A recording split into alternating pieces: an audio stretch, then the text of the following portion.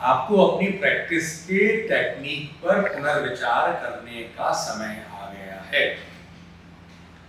आपको अपनी प्रैक्टिस में पुनर्विचार करना चाहिए। यदि मैं डायरेक्ट बात करूं तो हमारी जो आयुर्वेद की प्रैक्टिस का जो तरीका है और जो वेस्टर्न मेडिसिन की जो अप्रोचिंग है टू पेशेंट, उसमें काफी अंतर है। हमारे यहाँ फूड इज ए मेडिसिन और वेस्ट मेडिसिन में मेडिसिन इज ए फूड। क्यों? हम लोग खाने से ही, अभी आप देखोगे कैसे हमने इस फूड को एक मेडिसिन के रूप में कन्वर्ट किया है हमारे आचार्यों ने उस जमाने में, और आज भी इफेक्टिव है बहुत। पर वेस्ट मेडिसिन में फूड का कंसेप्ट ही फूड है, मेडिसिन ही फूड बन चुकी है सर। नाश्ते में इतनी मेडिसिन है, दोपहर में इतनी मेडिसिन है, रात को है जब वो एक बीपी की दवा है, डायबिटीज की दवा है, ब्लड थिनर की दवा है, कोलेस्ट्रॉल की दवा है, फिर पेट में एसिडिटी की अलग दवा है, उसके बाद में टेंशन की अलग दवा है, कॉन्स्टिपेशन की अलग दवा है, स्किन की अलग दवा है, फिर फूड के रूप में भी मेडिसिन ही चल रही है ना। एंटीऑक्सीडेंट एक अलग है, विटामिन अलग है, कैल्शियम अलग है, आयरन अलग है। अब खाना खा लेते, इसका जगह मुझे खाना खाने के लिए। सो medicine is a food in western medicine, और हमारे यहाँ आयुर्वेद के कंसेप्ट में फूड इज ए मेडिसिन। देखिए, एक ऐसी चीज बताने जा रहा हूं जो आप अपने घर में अपने पेशेंट को, आपको प्रोग्रामिंग चेंज कराने को पड़ेगी।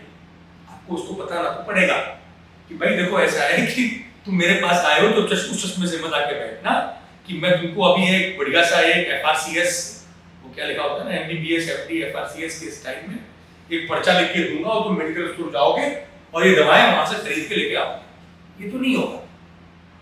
तो बोले क्या होगा? तो बोले तुम्हें घर में थोड़ा काम करना पड़ेगा, वो तुम्हारे किचन में है। देखिए, आपको समझना है कि किस चीज के लिए। अब वो ये कह रहे हैं कि दीपनः प्राण दो। यदि किसी व्यक्ति के प्राण ही कम हो गए, शक्ति ही नहीं है, दवाई कहां से पचाएगा वो? इसीलिए कितने पेशेंट हैं जो एलोपैथिक दवाइयां खाने में डरते हैं। उनके प्राण निकलते हैं कि भाई एलोपैथिक दवा बड़ी गर्म करती है, मुझे तो सूट नहीं करती है, बड़े साइड इफेक्ट है। वो बच्चा बेचारा या वो व्यक्ति या वो महिला बेचारी इतनी ऑलरेडी कमजोर है कि अब वो ये और दवाएं झेल नहीं सकती केमिकल की, इनके साइड इफेक्ट्स इतने हैं। अब देखिए, तो वहां पर तो सीधी बातें आप आए, आप दवा लेके जाइए, आपका सिम्टोमेटिक ट्रीटमेंट होगा। यहाँ पर सबसे बड़ी चीज है प्राण दो। प्राण दो, प्राण को दवा, कौन सी दवा देंगे? टैबलेट बनी है प्राण ठीक करने के लिए, शक्ति के लिए, वो तो भोजन से आएगा ना। और बस्ती शोधन, किडनी को ठीक करने के लिए, क्योंकि जो खाना खा रहा है, यदि व्यक्ति कमजोर है तो वो पूरा लोड कहां जाएगा? लीवर पे और किडनी पे। तो शरीर को शक्ति देनी है और किडनी को ठीक करना है। वो कह रहे हैं दीपनः, भूख बढ़ाओ, प्राण शक्ति बढ़ाओ, प्राण दो। और बस्ती शोधनो रक्तवर्धनः, बस्ती का शोधन मतलब किडनी की सफाई। किडनी सारे शरीर की गंदगी निकालती है, पर किडनी की सफाई कौन करेगा? ये फार्मूला करेगा। और रक्तवर्धनः, ब्लड को बढ़ाना है तो क्या करें? देखिए, ये बोला जा रहा है अष्टगुण मंड है। एक मंड का मतलब होता है माड़। तो अब क्या करना है कि आपको पहले पेशेंट को बोलना है कि एक मुट्ठी चावल पानी में डाल के, पानी को उबाल के, पानी जब चावल पूरा पक जाए तो उस चावल को छान के जो राइस वाटर बचता है, जिसको भी लोग फेंक देते हैं और उसका सारा एसेंस जो चला जाता है, वो खाली वो चावल स्टार्च खाते हैं, फैट खाते हैं, उसकी बजाय वो जो पानी है ना राइस का, उसको बोलते हैं हम लोग माड़ हिंदी में। अपने कन्नड़ा में क्या बोलते हैं? गंजी, गंजी तिल।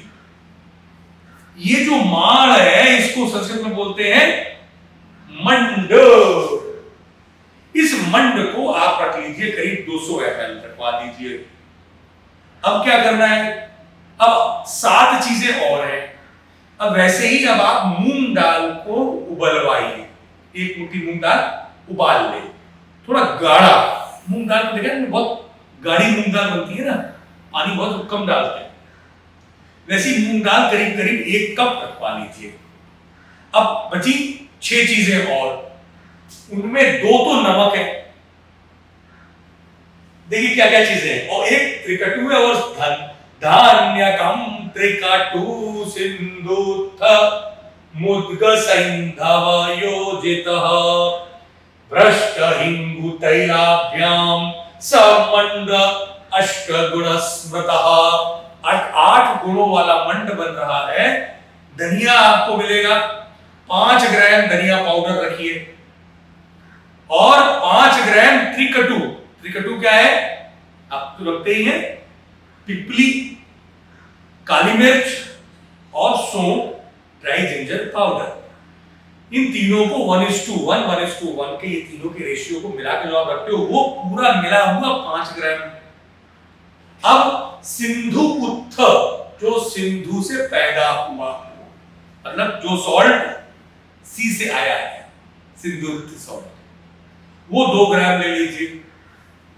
और सैंधव, जो सैंधव पर्वत, सिंधु पर्वत से आया हुआ जो हिमालयन सॉल्ट जिसको नाम से फेमस है या पिंक सॉल्ट के नाम से जाना जाता है, सेंधा नमक जो एकादशी पे खाया जाता है, वो सेंधा नमक 2 ग्राम ले लीजिए। और थोड़ी सी हींग 2 ग्राम की लेनी है। यहाँ पे भूख बढ़ानी है ना, प्राण लाने हैं, शरीर को तक शक्ति देनी है। 1 चम्मच 5 ग्राम करीब करीब से 10 ग्राम के बीच में। साउथ में है तो गर्मी ज्यादा है तो हम लोग यूज करते हैं कोकोनट ऑयल, नॉर्थ में सर्दी ज्यादा है तो यूज करते हैं सरसों का तेल। तो ये देशज है। तो 1 चम्मच तेल में थोड़ी सी हींग डाल के उसको भ्रष्ट करिए, मतलब भ्रष्ट हींग उतैलाभ्याम, तो तेल में वो हींग अपना एसेंस लाएगी। अब इन सबको उस माड़ में, जो माड़ है जो आपने बनाई है, मंड जो 200 ml बनाया है, उसमें आप पहले ये तेल और हींग डालिए, फिर मूंग डालिए, फिर सिंधु सॉल्ट, सी सॉल्ट, सेंधा नमक, पिंक सॉल्ट, फिर धनिया पाउडर 5 ग्राम, त्रिकटु 5 ग्राम, सब मिला करके दे देने से क्या लाभ होता है? दीपनः प्राणदो बस्ति शोधन रक्तवर्धनः, ब्लड बढ़ जाता है। इसका मतलब है कि लीवर बढ़िया काम किया। बस्ती शोधन होता है, किडनी पूरे शरीर की सफाई करती है, तो ये किडनी की सफाई करता है, किडनी भी ठीक हो गई। दीपनः, तो इसने आपके पेट में एसेंस सिक्रेशन को स्टिमुलेट कर दिया, और प्राण को इमीडिएटली इट गेट एब्जॉर्ब, क्योंकि इसमें protein, fat, carbohydrate, enzymes, minerals सब है। तो ये चीजें जब आप अपनी प्रैक्टिस में इनकलकेट करेंगे तब कहीं आपको रिजल्ट्स मिलेंगे। लेकिन यदि आपने कहीं, देखिए वेस्टर्न मेडिसिन के 2 समस्याएं हैं। एक तो उनकी मेडिसिन की पैकेजिंग और उनकी अपनी एक स्ट्रेटेजी है, और वो अच्छी स्ट्रेटेजी। उनकी स्ट्रेटेजी है डिसेंट्रलाइज्ड, एक फार्मास्यूटिकल लॉबी है जो फार्मेसी में जो रिसर्च होती है कि भाई बीमारी ठीक ना करो, बीमारी को कंट्रोल करना है, सिम्टम को बस। साइंटिस्ट का उतना बताया जो तरह काम है, जो इस दवा बना इससे कि दर्द पता नहीं पड़े।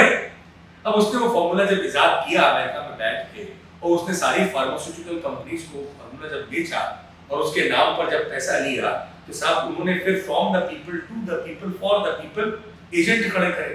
वो है मेडिकल एजुकेशन। जब वो एजुकेशन खड़ी करी, वही तो दवा देंगे ना। तो दवा बना कौन रहा है? फॉर्मूला क्रिएट किसने कराया? एक बिजनेसमैन ने, व्हाइट कॉलर लेबर साइंटिस्टों के द्वारा, इंजीनियर्स से। फिर उसको दिया किसको? फार्मासिस्ट को, तुम बनाओ।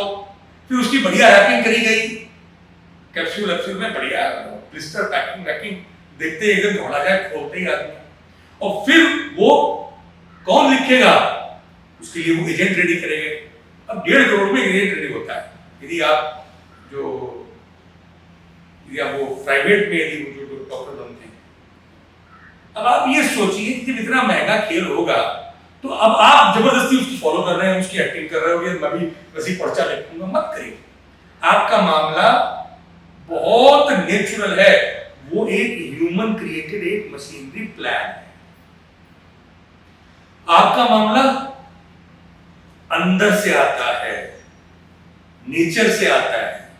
आपकी जो फार्मास्यूटिकल कंपनी है ना, वो एक नेचर है इतना बड़ा। इस नेचर को आप छोड़ देंगे ना उनकी कॉपी करने में, वेस्ट की कॉपी करने में, तो आप एक तो इतनी बढ़िया साइंस जिससे कि लोगों का अच्छा हो, वो उन तक नहीं पहुंच पाएगी, और बीमारी टिकी हुई तो आपको भी फायदा नहीं होगा। तो ये फॉर्मूला जो है, जैसे मैंने एग्जांपल दिया आपको, अष्टगुण मंड, ये पेशेंट को बार बार, ये किसको देना है? रिपीटेड इन्फेक्शन जिसको हो रहा हो, बार बार, जैसे लीवर खराब हो रहा हो, ब्लड एनीमिया है, किडनी ठीक नहीं है, शरीर वीक है, भूख नहीं लगती है, ये दीजिए।